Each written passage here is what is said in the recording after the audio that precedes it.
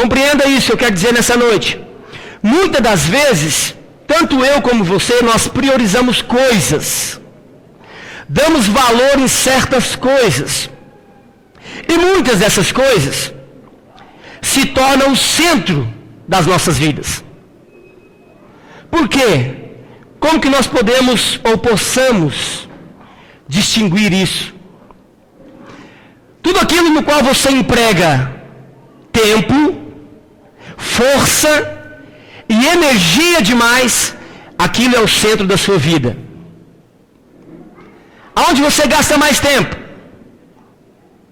Esse é o centro da sua vida.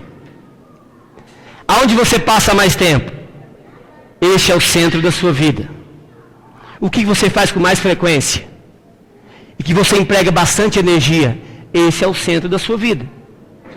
Mas nessa noite, eu gostaria de compartilhar com os irmãos esses 4 princípios. E eu gostaria de começar narrando o capítulo 24, verso 12 até o 16 do livro de Lucas. Lá diz assim: Pedro, porém, levantando-se, correu ao sepulcro e, baixando-se, nada mais viu, senão aos lençóis de linho. Antes de eu terminar aqui, hoje nós não temos Radicais Kids. Então você que está com o seu filho, é muito importante que você o domine. Ajude ele aí a ficar quietinho. Se ele precisar sair, leva para tomar uma água. Tem um parque de diversão logo ali, brincadeira não tem. Tem um play ali, não tem, ok? Mas teremos em nome de Jesus na nossa próxima estrutura. Então vamos lá. Porém Pedro, levantando-se, correu ao seu sepulcro e, baixando-se, nada mais viu, senão os lençóis de linho, e retirou-se para casa, maravilhado do que havia acontecido. Verso, tem 2:12 ali? 13. Naquele mesmo dia, 2 deles estavam de caminho para uma aldeia chamada Emaús, distante. Não suba quando estiver lendo, por favor.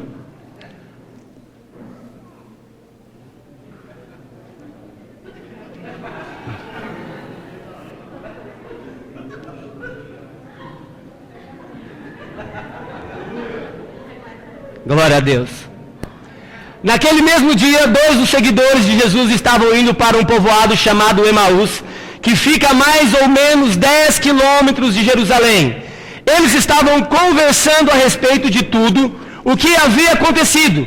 Enquanto conversavam e discutiam, o próprio Jesus chegou perto e começou a caminhar com eles. Verso 16. Sobe, Tiago Medeiros. Mas alguma coisa não deixou que eles o reconhecessem. Diga amém. Amém. No caminho de Emaús, aqui narra uma história de 2 discípulos caminhando pelo caminho, e nesse caminho eles se encontram com Jesus. Jesus vem e aproxima-se deles, mas eles foram impedidos de reconhecer Jesus. Uau! Como? 2 discípulos não reconheceram o seu mestre.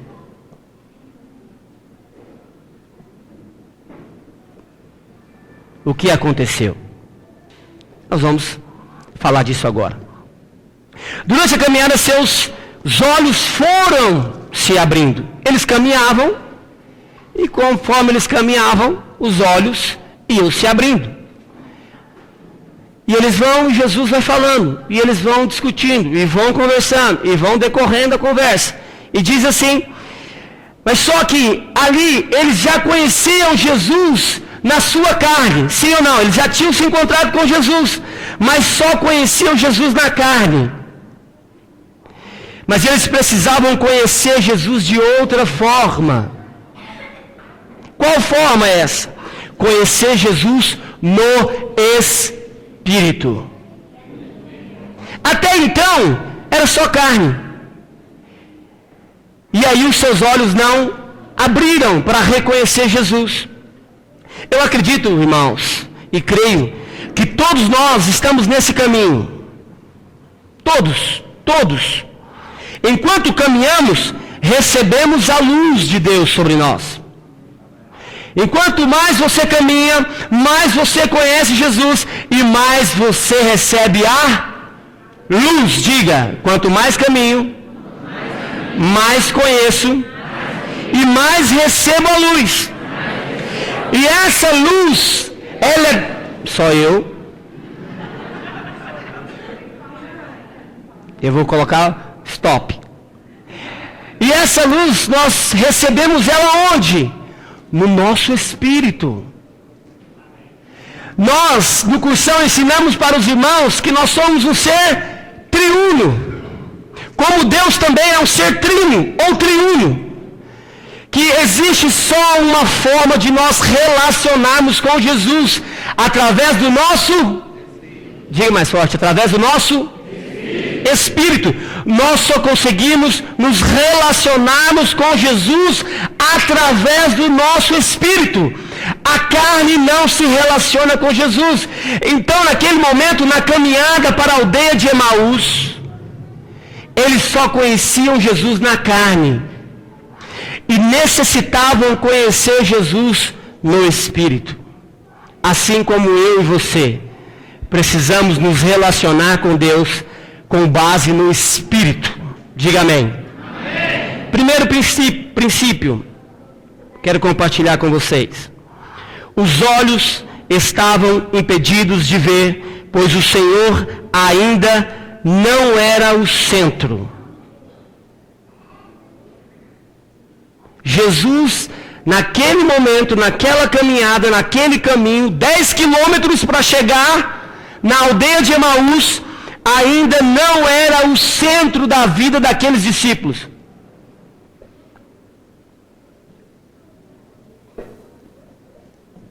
Eles andavam com Jesus, mas não perceberam que era Jesus. Vamos ler o verso 17? Abre para mim, por favor. Então Jesus perguntou: o que é que vocês estão conversando pelo caminho? Eles pararam com um jeito triste. Olha só, eles estavam o quê? Tristes. Diga, os discípulos estavam tristes. Jesus estava perguntando: o que vocês têm? Eles, estamos tristes. Estão tristes. O próprio Jesus pergunta e eles estão tristes. Verso 21. A resposta está aqui. A nossa esperança era que fosse Ele quem iria libertar o povo de Israel. Está dizendo lá. Porém, já 3 dias que tudo isso aconteceu. Olha um princípio básico aqui, irmãos. O centro ali não era Jesus. O centro era Israel. Eles estavam esperando Jesus que viesse libertar Israel. O centro não era Jesus. O que ele havia feito? Eles criam no Senhor Jesus, mas não o tinham como ponto central das suas vidas. Tanto é que eles não o reconheceram como Messias Salvador. Eles só estavam preocupados o que ele deveria ter feito antes da morte. Essa era a grande preocupação: libertar Israel. Libertar Israel. O ponto central então não era Jesus. Diga, o ponto central naquela história era Israel. Agora eu posso dizer para você, muitos de nós também dizemos isso muitas das vezes. Eu estou triste, porque olha, eu não passei no concurso, que tristeza. Olha, eu estou triste porque eu não bati a minha meta esse mês. Olha, eu estou triste porque meu filho não passou no Enem. Não tirou nota boa para ser aprovado. Muitos de nós também, às vezes, andamos com uma tristeza. Entenda, eu quero dizer para você, com muito amor. A verdade é que Jesus não é o centro. Nós queremos usar Jesus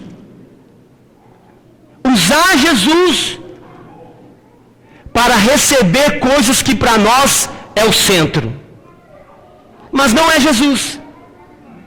Não é Jesus. Queremos alcançar coisas que realmente pensamos que é o centro.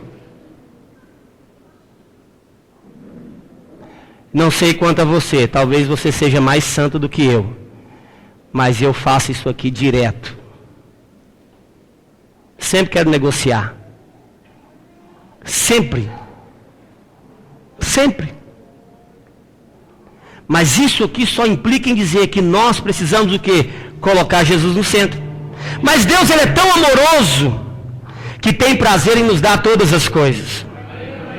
Amados, deixa eu dizer algo.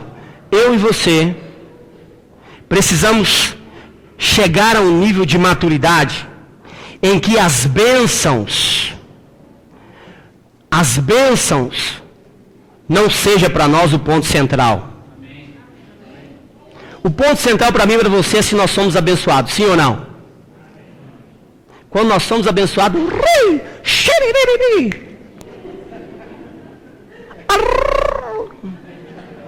mas se não somos, ficamos igual aqueles discípulos no verso 21, entristecidos, porque, Deus, Jesus não fez. Então quer dizer que o ponto central até aqui é as bênçãos, e não é Cristo Jesus. Temos que ter maturidade para compreendermos essas coisas, irmãos. Tanto eu como você. Precisamos compreender isso. Diga amém. Amém. Diga, o centro da minha vida tem que ser Jesus. Olha só, nós conhecemos um rapaz muito famoso na Bíblia. Cara massa. Chama-se o Rei Davi. Atos. A Bíblia relata que Deus se agradou de Davi. Sim ou não? Que Deus tinha prazer em Davi. Aí você pode dizer, mas Wesley, é lógico, ele era um cara rápido para se arrepender. Quando ele pecava, ele já arrependia, já mudava tudo. Eu digo para você que não. Muitos também foram rápidos no arrependimento na história da Bíblia. Muitos outros, não só Davi. Mas você pode dizer, não, mas Davi foi um grande adorador. Ele adorava o Senhor. Eu posso dizer para você, engano seu, porque também existiu na Bíblia vários homens adoradores. Vários. Eu provo para você. Senta comigo meia hora, eu vou te dar uma Bíblia. Nós vamos conversar nós dois. Vários outros. Mas olha, entenda. A grande diferença de Davi foi uma só. Eu quero ler primeiro Atos, capítulo 13, verso 22 com você. Olha o que diz. Depois... Oxi, estou rápido.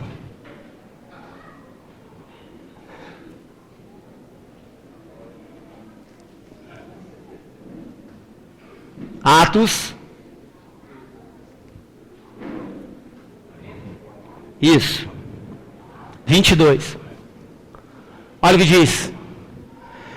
E tendo tirado a este, levantou-lhes o rei Davi, do qual também, dando testemunho, disse: achei Davi, filho de Jessé, homem segundo o meu coração, que fará toda a minha vontade. Diga, o rei Davi fez toda a vontade de Deus.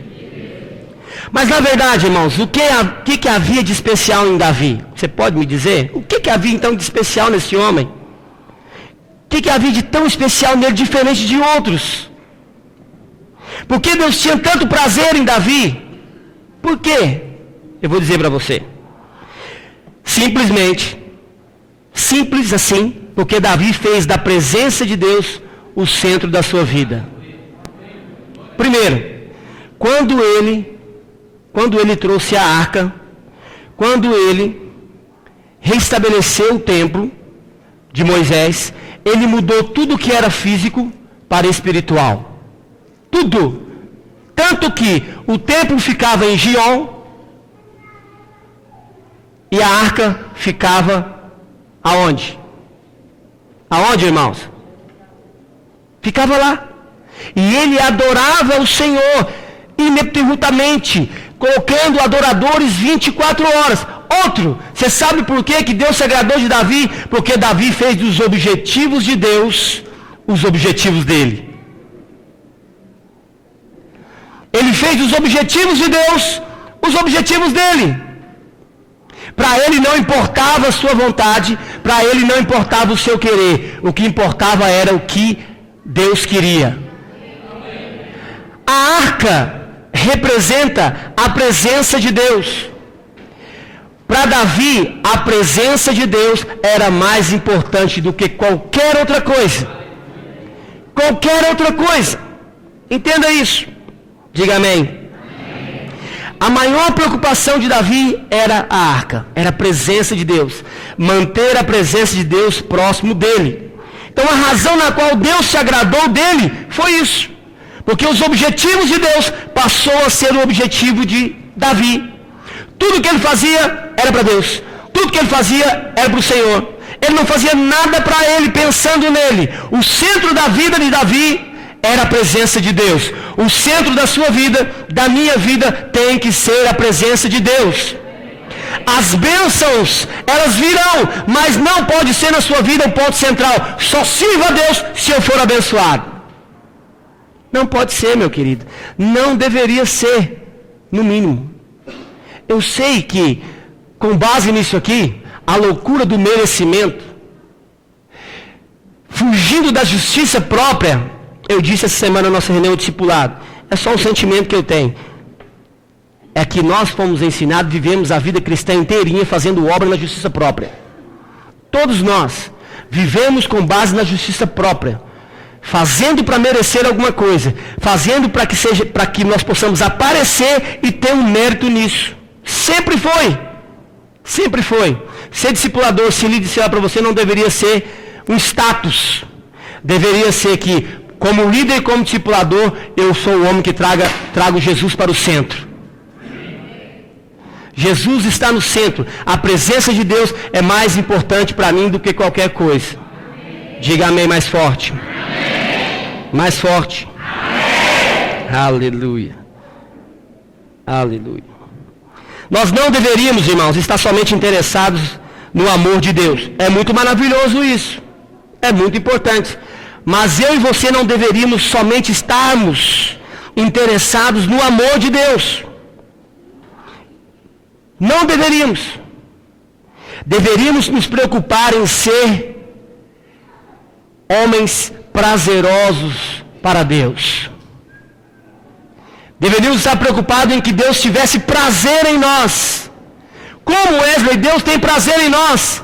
Como? Fazendo da presença de Deus o centro das nossas vidas.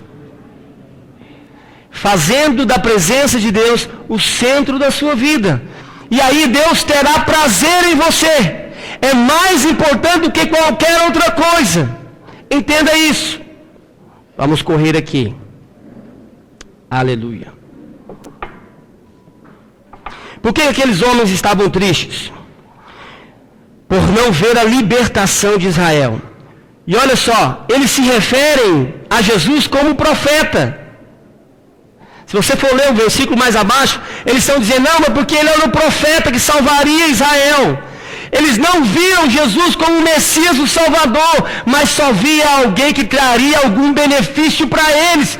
Qual era o benefício? Salvação de Israel, libertação de Israel. O ponto central não era Jesus Cristo, era a cidade. Se a cidade fosse liberta, estava tudo ok. Muito menos importaria o que era Jesus. Entenda isso, meu querido. Segundo princípio, conhecer Jesus hoje e vê-lo nas Escrituras. Lucas capítulo 24, verso 27. Olha o que diz.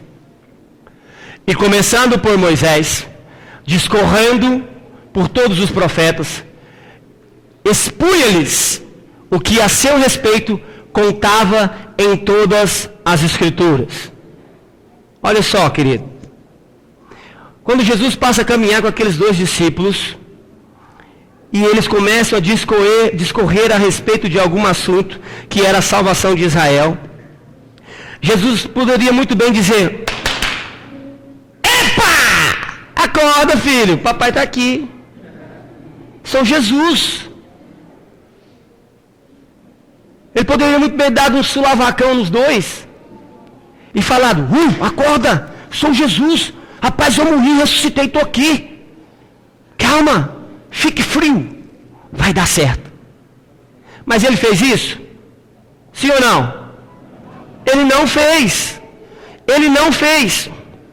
Mas em vez de fazer, o que Jesus faz? Jesus passa a falar dele mesmo com base nas Escrituras. Jesus começa a mostrar quem ele é na palavra de Deus. Jesus não diz: eu sou Jesus. Ô filho, acorda, eu sou Jesus. Não, ele diz: olha, esse do qual vocês estão falando a respeito, a palavra diz assim, assim, assim, que ele é o Messias, ele é o Salvador. Ele morreu, mas ao 3º dia ele ressuscitou. E ele virá salvar toda a humanidade. O próprio Jesus começou a falar a respeito dele com base na palavra de Deus. Segundo princípio, precisamos conhecer Jesus hoje, nas Escrituras. Sabe, irmãos, a grande dificuldade que nós temos, não conhecer a Deus com base na palavra de Deus. Por que isso aconteceu no caminho de Emaús? Aconteceu para nos mostrar que a maneira como conhecemos a Jesus e a nova aliança, entenda o que eu vou dizer, é pela revelação da palavra. Conhecereis a verdade e a verdade vai te libertar. Você só pode conhecer quem é Jesus por meio da palavra. Precisamos, irmãos, parar o que nós estamos fazendo e começarmos a ler a Bíblia para conhecermos a Jesus. Olha, eu tive um pastor que falou para mim um dia assim: irmão, deixa eu te dizer algo, você é muito joia, você tem chamado pastoral, eu creio nisso, eu vi, conheço seu coração, mas você tem uma dificuldade. Quando você vai aconselhar as pessoas, você começa a falar de histórias. Pessoas não querem saber de histórias, pessoas precisam que você abra a Bíblia e mostre na palavra quem é Jesus. O que vai transformar a vida das pessoas não é história, não é testemunho, é a palavra de Deus. É o que está escrito. Esse negócio de ficar blá blá blá blá blá blá blá blá blá blá blá não muda a vida de ninguém, irmãos. O que muda é a palavra de Deus. Precisamos conhecer e ter revelação de quem Deus é, de Jesus é, através da palavra de Deus. Se você não lê a Bíblia, pare tudo que você está fazendo, passe e lê, meu querido. Porque não tem como você conhecer a Jesus. Olha o que o apóstolo Paulo diz em 2 Coríntios capítulo 5, verso 16. Não precisa abrir. Obrigado. Diz assim, que hoje... Abre. Estou falando da Escritura. 5,16.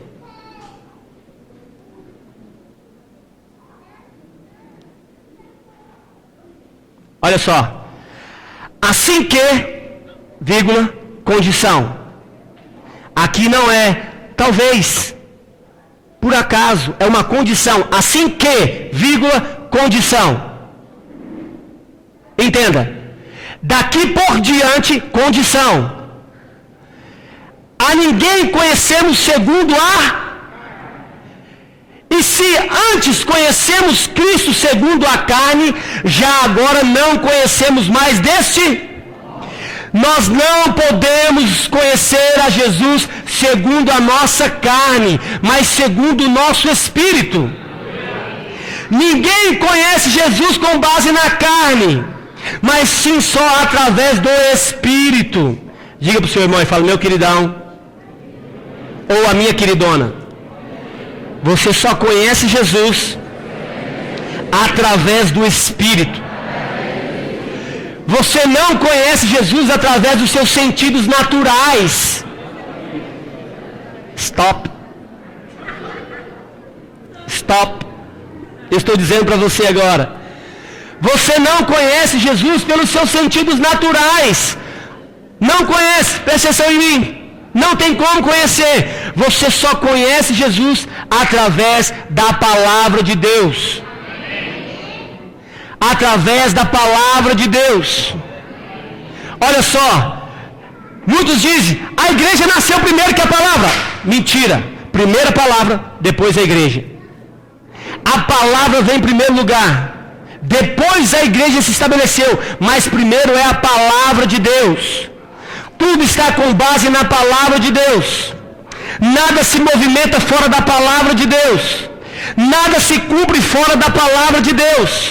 Então nós precisamos conhecer a Jesus com base nas Escrituras. Diga amém mais forte. Amém. Aleluia. Terceiro princípio. Quando o pão é partido, nossos olhos se abrem. Verso 15 para mim. Lucas 24, 15. Ponto central da palavra. Olha só. Aconteceu que, enquanto conversavam e discutiam, o próprio Jesus se aproximou e ele ia com eles. Enquanto conversavam e discutiam, o próprio Jesus chegou perto e começou a caminhar com eles. Mas alguma coisa os deixou tristes e não reconheceram Jesus. Então Jesus passa a caminhar com eles. Jesus passa a andar com eles. Jesus passa a discutir e a conversar com eles. E Jesus pergunta várias vezes, vou repetir o que eu falei no começo, por que dessa tristeza? Aí no verso 18, Cleopas, um dos discípulos de Jesus, diz assim, falando para Jesus, o cara, só você não sabe, você é o único visitante aqui em Jerusalém que não sabe o que aconteceu nesses últimos 3 dias. E Jesus, olhando para ele, eu pensando, inocente. Você é tão inocente, meu querido. Eu sou o próprio Jesus. Mas eles não conseguiam enxergar que aquele homem no qual conversava com eles era Jesus. Olha no verso 30, não precisa abrir, Tiago. Quando eles chegaram, presta atenção.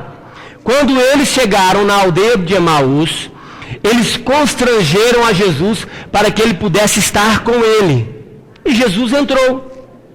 Ao entrar, Jesus parte o pão, dá graças, parte o pão e serve o pão para os dois. A palavra diz que ao servir o pão, os olhos se abriram.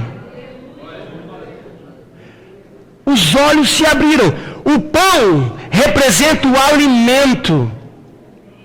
Representa o alimento. Agora presta atenção. Em Gênesis capítulo 3, também diz que quando eles comeram do fruto do conhecimento do bem e do mal, os olhos foram... É a mesma referência. Os olhos se abriram. Os olhos se abriram. Mas também diz que quando eles comeram do fruto do conhecimento do bem e do mal, os olhos se abriram para o pecado. Mas quando eles se alimentaram da verdade, do pão que traz a cura para o corpo físico, os seus olhos se abriram e eles reconheceram o Senhor Jesus, aquele na qual veio salvar a nação. Entenda isso, meu querido. Precisamos nos alimentar do alimento que traz a vida. Jesus. Quem que traz a vida? Jesus. Precisamos passar a nos alimentar mais de Jesus. É o que nós precisamos para que os nossos olhos sejam abertos. Diga amém. Diga aleluia. Há um grande poder na ceia do Senhor. Quando comemos do pão e bebemos do cálice, os nossos olhos espirituais são abertos. Precisamos ter os nossos olhos abertos e reconhecermos a pessoa de Jesus intimamente no nosso espírito. Entenda, meu querido, nós precisamos passar a praticar isso mais vezes. Por que eu fico vendo tantos irmãos tristes? Tantos irmãos entristecidos? Tantos irmãos apáticos? Irmãos que não querem se relacionar na célula? Irmãos que não querem caminhar conosco por algum motivo? Eu vou dizer para você, o problema não somos nós. O problema não é a igreja videira. O problema não é a corte. O problema não é o discipulado. O problema não é o líder. O problema não é o local da célula. O problema, sabe o que é? Você não se relaciona com Jesus com base no seu espírito. Você não conhece o Jesus das Escrituras. Você só conhece o Jesus que as pessoas dizem. Mas conhecê-lo verdadeiramente, com base na palavra, você não conhece. E você precisa conhecer, meu irmão. Porque quanto mais você se alimenta de Jesus, os seus olhos são abertos para reconhecer o Messias Salvador. Diga amém. Se eu beber do sangue e comer da carne, eu e você teremos luz sobre nós. Teremos luz. E essa luz vai nos transformar. E você terá saúde. Não é saúde física não. Porque eu não preciso, tem bastante. Saúde espiritual.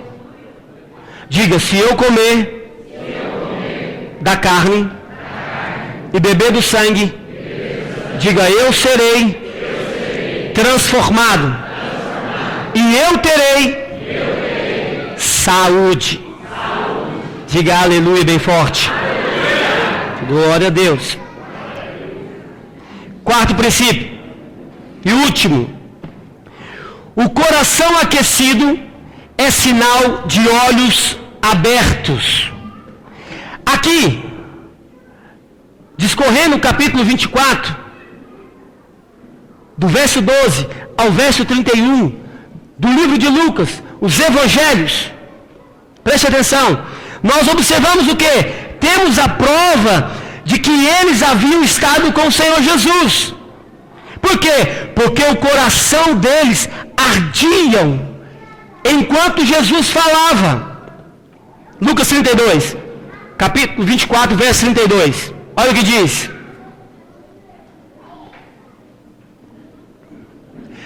Então, eles disseram um para o outro, conversando, batendo um papo, trocando uma ideia.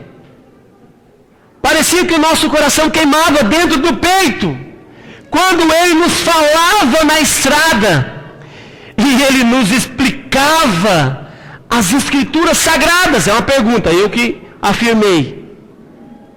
Então quer dizer que, quando Jesus caminhava com eles falaram, rapaz, você percebeu?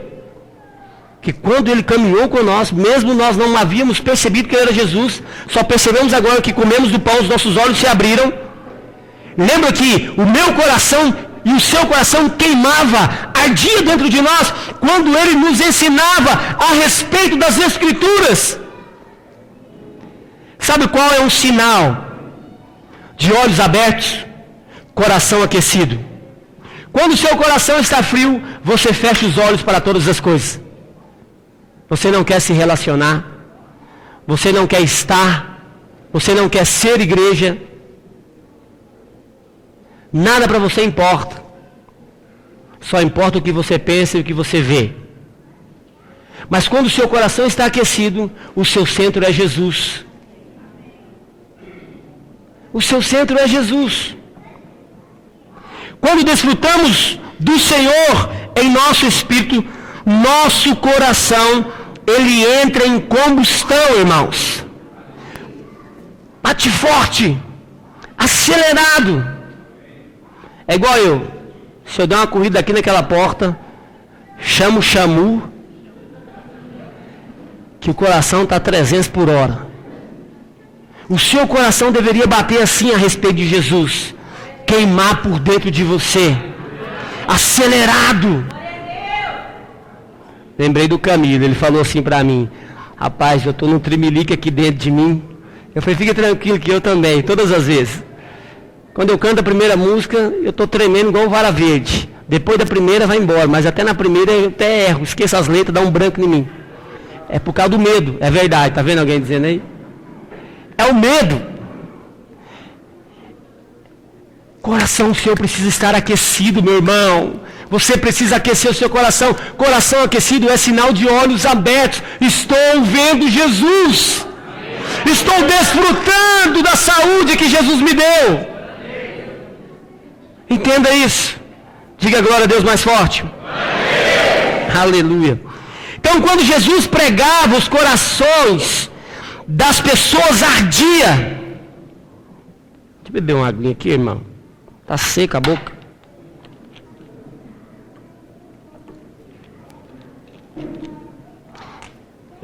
Aqueles discípulos estavam habituados com aquela sensação de quê? Do coração arder, do coração bater mais forte. Por quê? Porque eles já haviam estado com Jesus em outros momentos.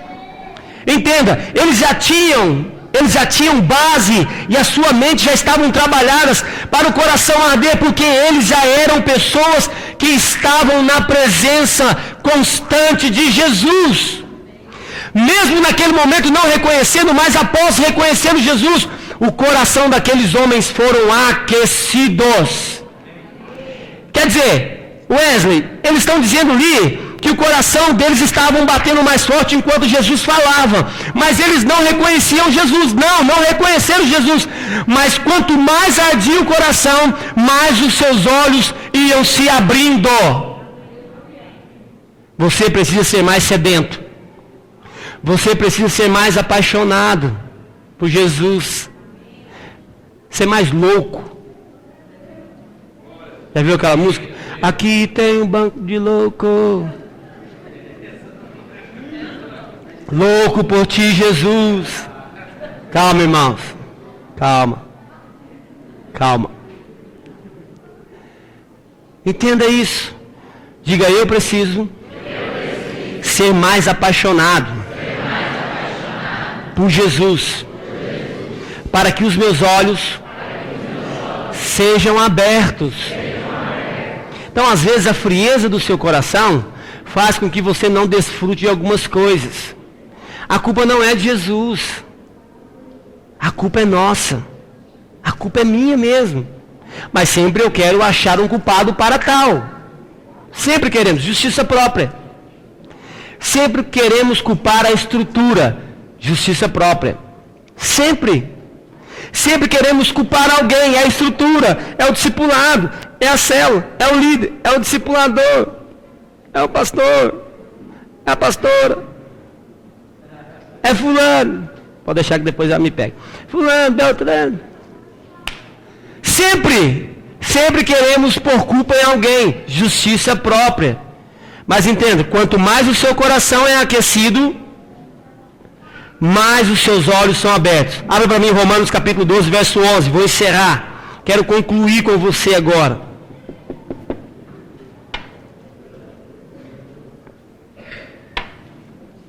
Olha o que diz o apóstolo Paulo. No zelo. Você sabe o que é zelo? Hã?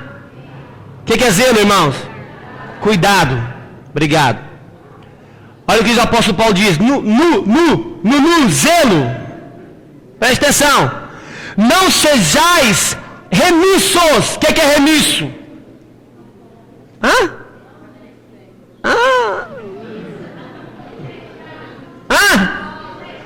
Desleixado. Largado. Descomprometido.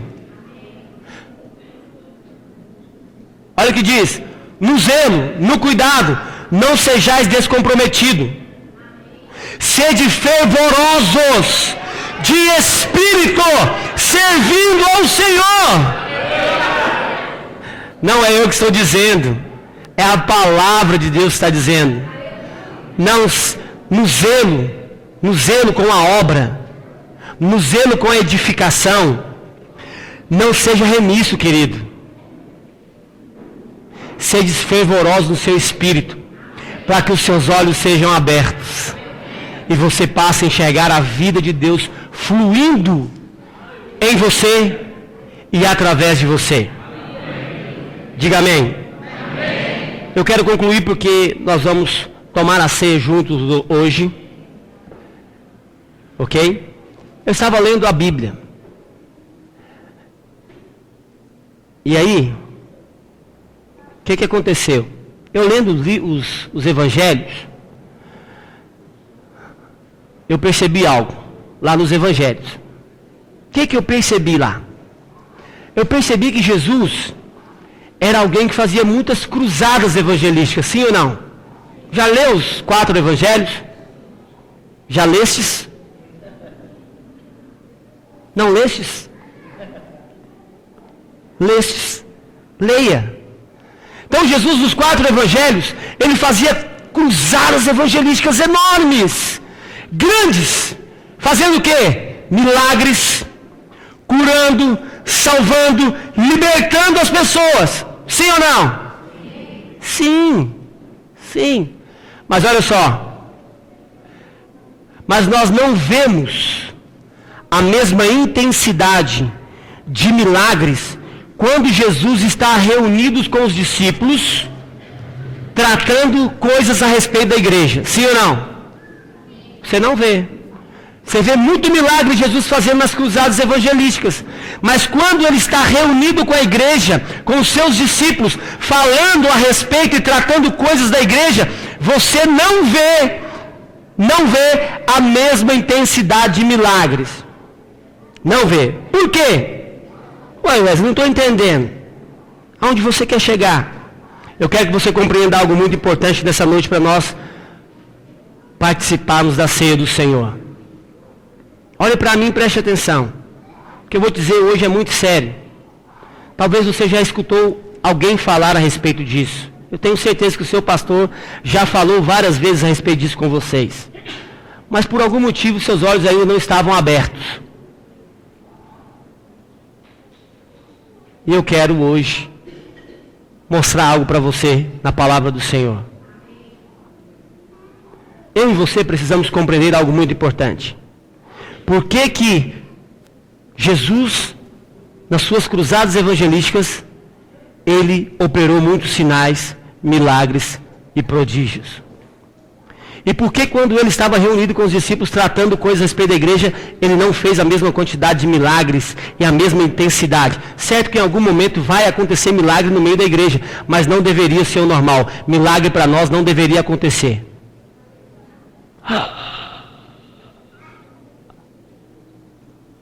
O quê? Como assim? Vou te dizer. Precisamos compreender que a vida de Deus, ela corre no corpo de Cristo, que somos nós, a igreja do Senhor Jesus. A vida de Deus, ela corre no corpo de Cristo. Mas o poder de Deus, ele se manifesta fora do corpo. Fora, não dentro. Fora do corpo. Mas a vida corre no corpo. Mas o poder é para fora do corpo.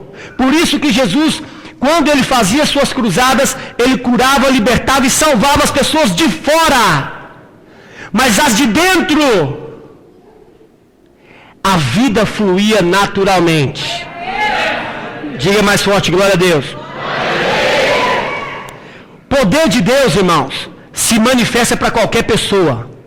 Poder de Deus se manifesta para qualquer um. Qualquer um. Mas a vida de Deus, só para quem está no corpo. Só para quem é discípulo. A vida de Deus, só para quem está ligado no corpo. Poder se manifesta fora, para qualquer pessoa. Mas vida, só para quem está conectado ao corpo de Cristo. Isso é muito sério. Não é eu que estou dizendo. Se você quiser, eu vou abrir para você a Bíblia e vou te mostrar 1ª, 2ª Coríntios, vou te mostrar Tito, vou te mostrar Filipenses, tudo isso que o apóstolo Paulo diz.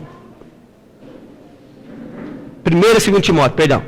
Vou te mostrar tudo que o apóstolo Paulo diz a respeito disso aqui. Presta atenção, quando Paulo descreve a igreja, ele escreve para a igreja, ele escreveu, se eu não me engano, o apóstolo Paulo escreveu 13 cartas. 13, 10, 13. Como que fala 13 em inglês? Ah? Melhor 13 mesmo, vamos lá. É difícil demais.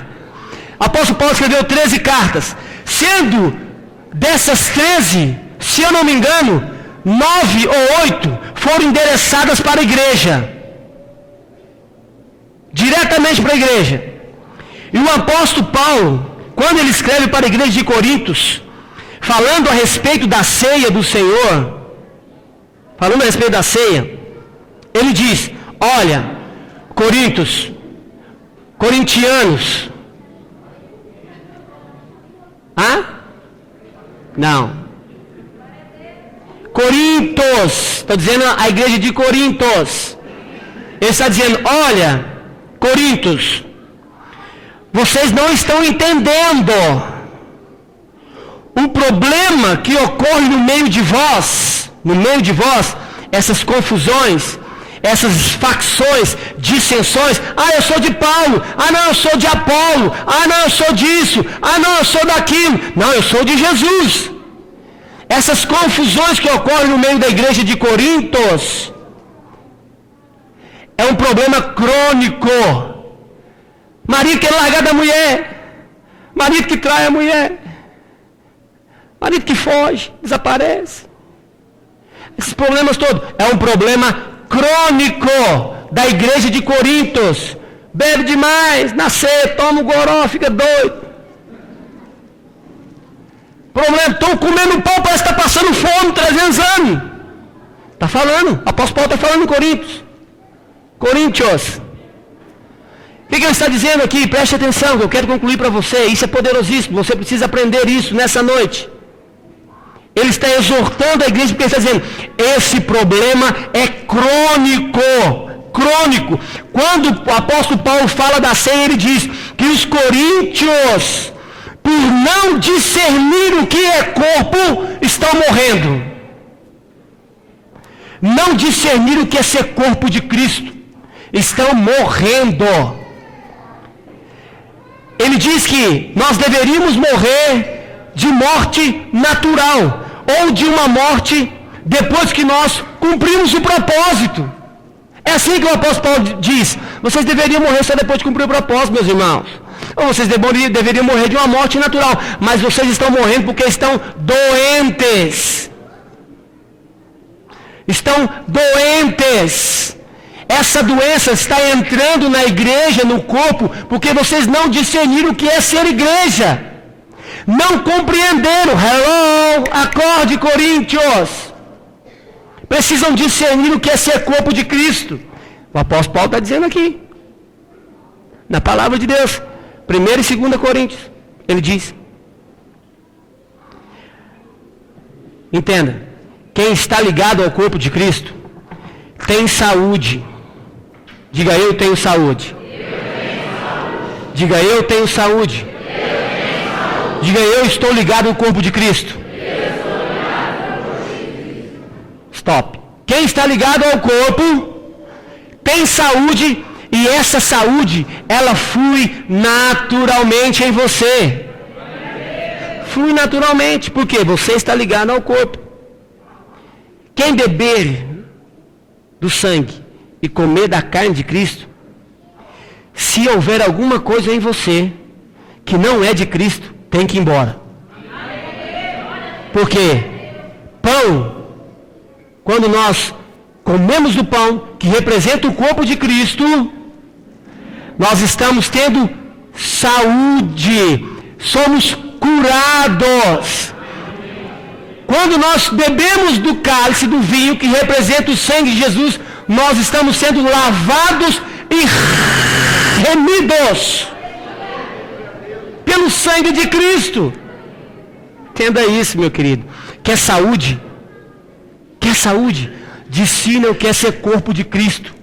Participe da ceia do Senhor com esse entendimento. Poder se manifesta para qualquer um, mas vida de Deus só manifesta para quem é corpo de Cristo. Quem está conectado, diga amém. Amém. Então entenda. Se você deseja a vida de Deus, você terá os seus olhos abertos. Quando você comer do pão, os seus olhos serão abertos. Comer do pão significa ter saúde de Deus na sua vida. Vida fluindo em você. Aqueles discípulos andaram pelo caminho sem reconhecer Jesus. Mas quando o pão foi partido, os seus olhos se abriram em um só instante. Por quê? Porque pão significa alimento, significa o pão, e o pão significa alimento, saúde espiritual, olhos abertos, coração aquecido. Diga amém mais forte, irmão.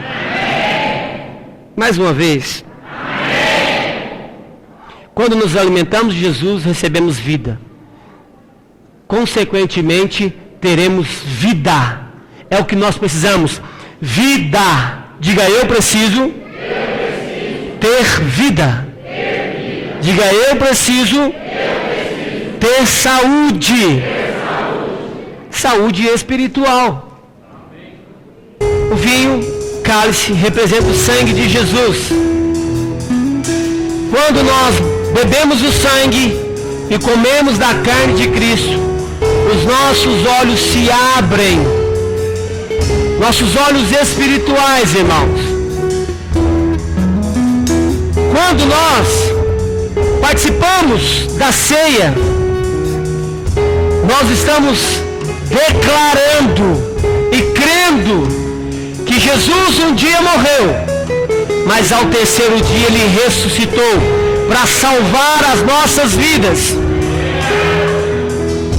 Quando nós comemos do pão, nós temos saúde, porque quem está ligado no corpo de Cristo tem saúde de Deus. É o que eu e você precisamos, ter saúde espiritual.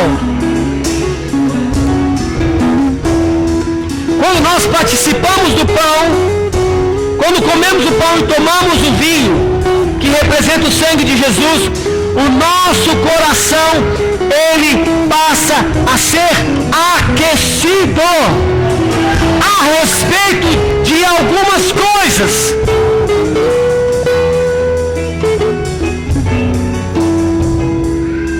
Quero te fazer uma pergunta nessa noite.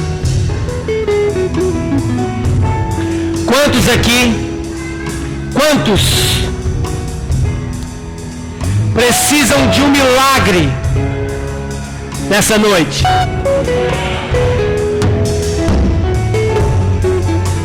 Eu quero dizer para você, o maior milagre que você precisa nessa noite, o maior, é estar conectado ao corpo de Cristo.